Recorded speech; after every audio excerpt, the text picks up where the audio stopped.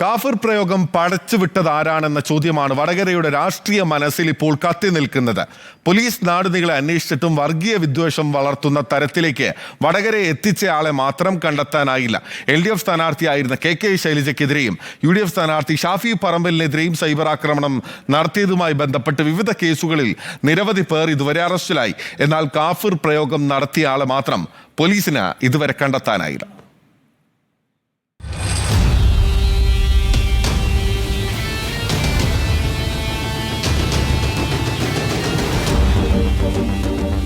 വടകര ലോക്സഭാ തെരഞ്ഞെടുപ്പിൽ ഏറ്റവും വീറും വാശിയുമേറിയ പ്രചാരണം നടന്ന മണ്ഡലം. ആവേശം പലപ്പോഴും അതിരുവിട്ട മണ്ഡലം. അധിക്ഷേപ പോസ്റ്റുകളും അശ്ലീല പരാമർശങ്ങളും വ്യാജ ശബ്ദ സന്ദേശങ്ങളും എന്തിന് മോർഫിംഗ് വിവാദം വരെ സമൂഹ മാധ്യമങ്ങളിൽ അഴിഞ്ഞാടി.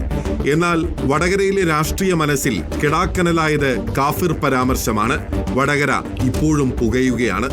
കാഫിറിന് വോട്ട് ചെയ്യരുതെന്നടക്കം എഴുതി പ്രചരിപ്പിച്ചിട്ട് എന്ത് സൗമ്യമായിട്ടാണ് പറയുന്നത്. വർഗീയ ധ്രുവീകരണം വന്നു എന്നുള്ളത് അല്ലേ നാട്ടിലെ ജനങ്ങൾ മനസ്സിലാക്കണം. തീർത്തും ഫേക്കായിട്ടുള്ള ഒരു സൃഷ്ടിയിൽ, ആ സൃഷ്ടിയിൽ ഞാൻ അതിൻ്റെ ഒരു ആനുകൂല്യം പറ്റാൻ നിൽക്കുന്നവനല്ല. ആ സൃഷ്ടി എനിക്ക് വടകരയിലെ ജനങ്ങൾ തരുന്ന സ്നേഹത്തിൻ്റെ ആനുകൂല്യത്തെ തകർക്കാൻ വേണ്ടി ഉദ്ദേശിച്ചുള്ളതായിരുന്നു. ഏപ്രിൽ 25-ന് തെരഞ്ഞെടുപ്പിന് തലേന്നാണ് തിരുവള്ളൂർ നെടുമ്പമണ്ണ യൂത്ത് ലീഗിന്റെ വാട്സാപ്പ് ഗ്രൂപ്പിൽ പ്രചരിക്കുന്ന ശബ്ദ സന്ദേശം എന്ന മട്ടിൽ കാഫിർ പ്രയോഗമുള്ള സ്ക്രീൻഷോട്ട് പുറത്തുവരുന്നത്. അമ്പാടിമുക്ക് സഖാക്കൾ കണ്ണൂർ എന്ന ഫേസ്ബുക്ക് പേജിൽ വന്ന പോസ്റ്റിലാണ് ആദ്യമായി കാഫിർ പരാമർശമുള്ള സ്ക്രീൻഷോട്ട് പ്രത്യക്ഷപ്പെട്ടത്. ഷാഫി 5 നേരം നിസ്കരിക്കുന്ന ദീനിയായ ചെറുപ്പക്കാരനാണ്. മറ്റേതോ കാഫിറായ സ്ത്രീ സ്ഥാനാർത്ഥി. ആർക്കാണ് നാം വോട്ട് ചെയ്യേണ്ടത്? നമ്മളിൽപ്പെട്ടവനല്ലേ, ചിന്തിച്ച് വോട്ട് ചെയ്യൂ എന്നായിരുന്നു ഉള്ളടക്കം. യൂത്ത് ലീഗ് നേതാവ് മുഹമ്മദ് ഖാസിമിന്റെ പേരിലായിരുന്നു പ്രചാരണം. പിന്നാലെ CPIM നേതാക്കളും ഇത് ഏറ്റെടുത്തു. വടകര ഉൾപ്പെടെയുള്ള മേഖലയിൽ ഈ വർഗീയ ധ്രുവീകരണ ശക്തികൾ അഖിലേന്ത്യാടിസ്ഥാനത്തിൽ കോൺഗ്രസ് ഉൾപ്പെടെ ചേർന്നുകൊണ്ടുള്ള വർഗീയതയ്ക്കെതിരായി പൊരുതുന്ന ശക്തികൾക്കെതിരായിട്ടാണ് ധ്രുവീകരണത്തിന് BJPയും സംഘപരിവാരും ശ്രമിക്കുന്നതെങ്കിൽ ഇവിടെ കോൺഗ്രസ് ഉൾപ്പെടെ ചേർന്ന് വർഗീയ ധ്രുവീകരണം ഉണ്ടാക്കാൻ വേണ്ടി ശ്രമിക്കുന്ന നിലയാണ് വടകര പോലെയുള്ള മേഖലയിൽ കാണുന്നത്. യൂത്ത് ലീഗും ഖാസിമും ഇത് നിഷേധിച്ചു. LDF പോലീസിലും തെരഞ്ഞെടുപ്പ് അധികാരികൾക്കും പരാതി നൽകി. അന്നു രാത്രി തന്നെ 2 പരാതിയിലും പോലീസ് കേസെടുത്തു. ഖാസിമിന്റെ ഫോൺ 3 തവണ പരിശോധിച്ചെങ്കിലും കുറ്റകരമായി ഒന്നും കണ്ടെത്താനായില്ല. വടകര പോലീസിനും കോഴിക്കോട് റൂറൽ SPക്കും നൽകിയ പരാതിയിൽ നടപടിയൊന്നുമാകാത്ത സാഹചര്യത്തിൽ ഖാസിം DGPക്കും പരാതി നൽകി. ഷാഫി പറമ്പിൽ കോടതിയിൽ കേസ് കൊടുത്തു. സ്ക്രീൻഷോട്ടിന്റെ ഉറവിടം തെളിയിക്കുന്നവർക്ക് യൂത്ത് ലീഗ് 10 ലക്ഷം രൂപ ഇനാം പ്രഖ്യാപിച്ചു. അന്വേഷണം ഇഴഞ്ഞു നീങ്ങുന്നതിനിടെ പ്രയോഗത്തിന് പിന്നിൽ തങ്ങളല്ല എന്ന് തെളിയിക്കേണ്ട ബാധ്യത യൂത്ത് ലീഗിന്റെ ചുമലിലായി. ഒക്കെ ലെഫ്റ്റ് ഉണ്ടാക്കിയിട്ടുള്ള സിനിമകളിലാണ് ഈ കാഫിർ എന്ന് പറയുന്ന വിളിയുള്ളത്. ഇവിടുത്തെ ഏതെങ്കിലും ഒരു വയലിൽ എത്രയോ വയലുകൾ നടക്കുന്നുണ്ട്, മതപ്രബോധനങ്ങൾ നടക്കുന്നുണ്ട്, പ്രസംഗങ്ങളുണ്ട്. അതിലൊരു വിശ്വാസി അത്തരത്തിലുള്ള പ്രയോഗം നടത്തിയത് എൻ്റെ ഓർമ്മയിലില്ല. ഇവിടുത്തെ ഹിന്ദു മതവിശ്വാസികൾ കേട്ടിട്ടില്ല. ഇത് ഏറ്റവും മിനിമം CPMകാർ കരീമിനോടൊന്നും അല്ലാത്ത മുസ്ലിങ്ങളും അതിനകത്ത് ഉണ്ടാവും പെട്ടുപോയ ഏതെങ്കിലുമൊക്കെ. പിന്നെ ഉമർ ഫൈസിനെ പോലത്തെ ആരെങ്കിലും ഉണ്ടെങ്കിൽ അവരോട് ചോദിച്ചാൽ അവർ പറഞ്ഞു കൊടുക്കും. ഉറവിടം CPIM വാട്സപ്പ് ഗ്രൂപ്പുകളാണെന്ന പ്രചാരണം ശക്തമായി.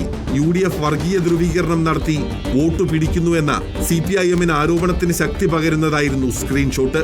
വർഗീയ പ്രചാരണം സമാധാനപരമായ ജീവിതം തകർക്കുമെന്ന് കണ്ടതോടെ ലീഗ് തന്നെ മുന്നിട്ടിറങ്ങി. ഞങ്ങൾക്ക് ഇവിടെ സൂചിപ്പിക്കാനുള്ളത് ഈ തെരഞ്ഞെടുപ്പ് അട്ടിമറിക്കാൻ CPMന്റെ ഈ ശ്രമത്തിനെതിരെ ശക്തമായ എല്ലാ ആളുകളുടെയും സഹകരണം ഉണ്ടാകണം.